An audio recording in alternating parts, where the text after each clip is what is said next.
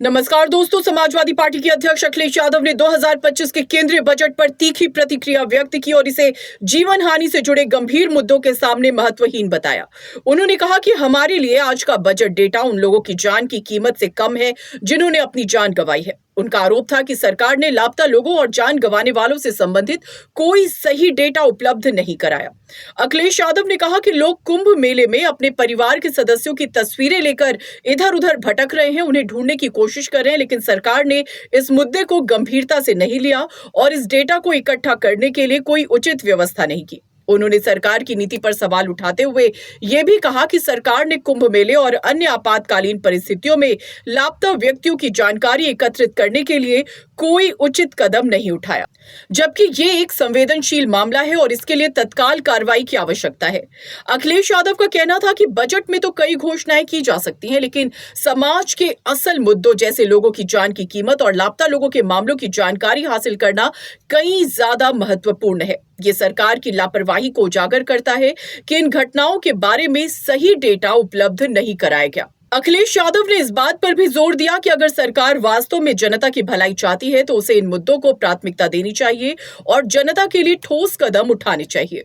ये जो बजट है, अगर हम इसको 12वां मान लें, 11वां मान लें, 12 साल बाद कुंभ आता है। जो सरकार को आंकड़े देने चाहिए थे, हमारे लिए आज बजट के आंकड़ों से ज़्यादा ज़रूरी है कि जिन लोगों की जान गई है वो आंकड़े।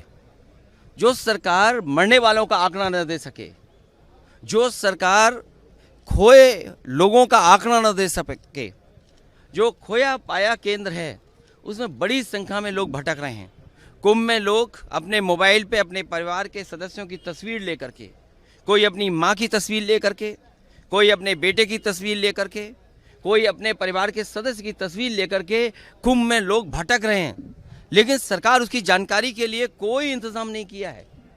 जो आंकड़े बताए जा रहे हैं जान जाने के, वो झूठे आंकड़े हैं।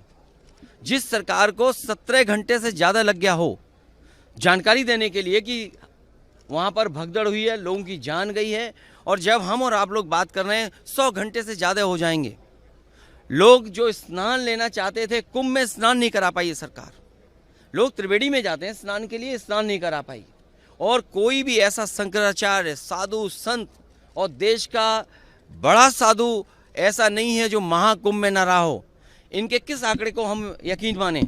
जो लोग कहते थे डिजिटल इंडिया, उस महाकुंभ में हजारों सीसीटीवी कैमरे हैं। उस कुंभ में हजारों ड्रोन से उन्होंने समय समय पर जानकारी हासिल की।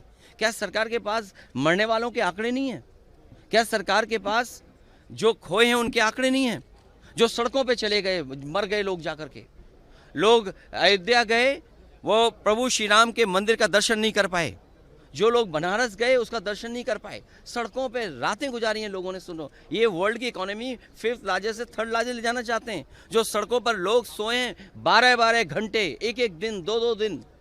कई लोग जो बाहर से चल करके अपने इंतजाम से आए थे, आप पता कर लीजिए प्रयागराज से अयोध्या जाने में कितना समय लगा है लोगों को।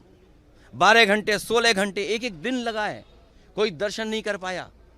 कोई बनारस गया, गाड़ियां आने नहीं दी किसी की। अगर बनारस के लोग में तब भी नहीं गाड़ी देने दें। ये क्या इंफ्रास्ट्रक्चर बना रहे हैं? प्रधानमंत्री का क्षेत्र क्यूटो बना रहे थे। जिनके पास ये सपना नहीं है, विजन नहीं है कि देश की आबादी क्या और कितना बड़ा इंफ्रास्ट्रक्चर होना चाहिए। जिस महाकुंभ में लोकसभा के टीवी में प्रचार हुआ, कल भी मैं जब था लोकसभा के टीवी में प्रचार हुआ, आप सब चैनल वाले लोग हैं, आप पर न जाने कितना बड़ा पैकेज देकर के प्रचार कराया गया।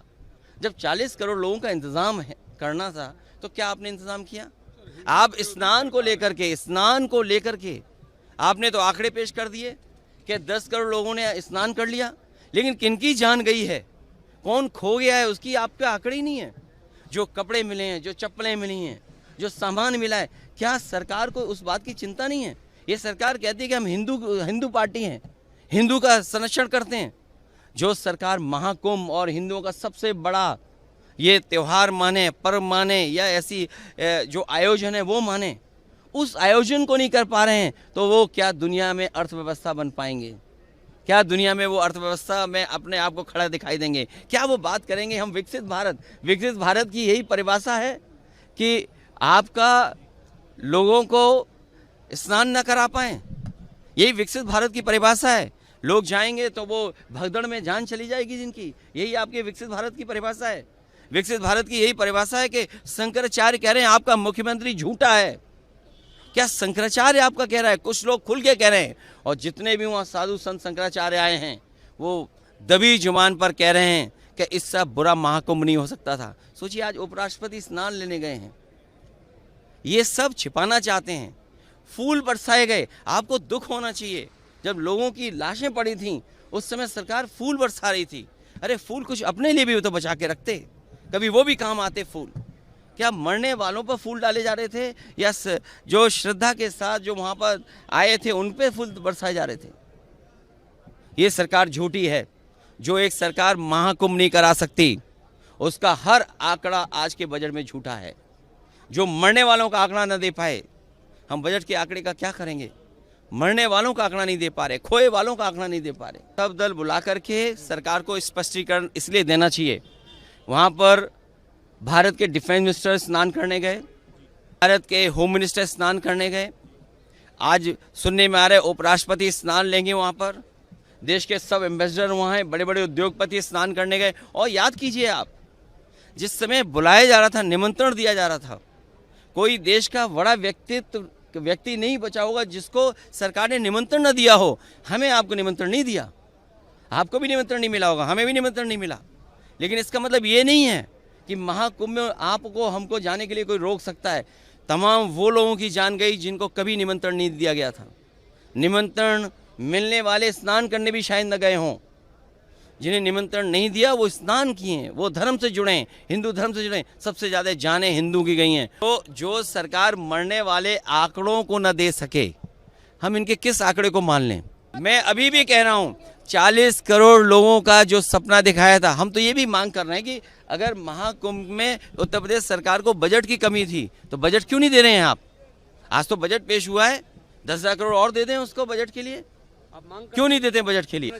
मेरी मांग है कि खोया पाया केंद्र पूरा का पूरा सेना के हवाले करना चाहिए, क्योंकि उत्तर प्रदेश सरकार पर हम भरोसा नहीं कर सकते हैं। और जो उत्तर प्रदेश के अधिकारी इसमें शामिल थे उन पर बहुत कड़ी कार्रवाई करनी चाहिए। न्यूज अपडेट के लिए जुड़े रहें हमारे साथ।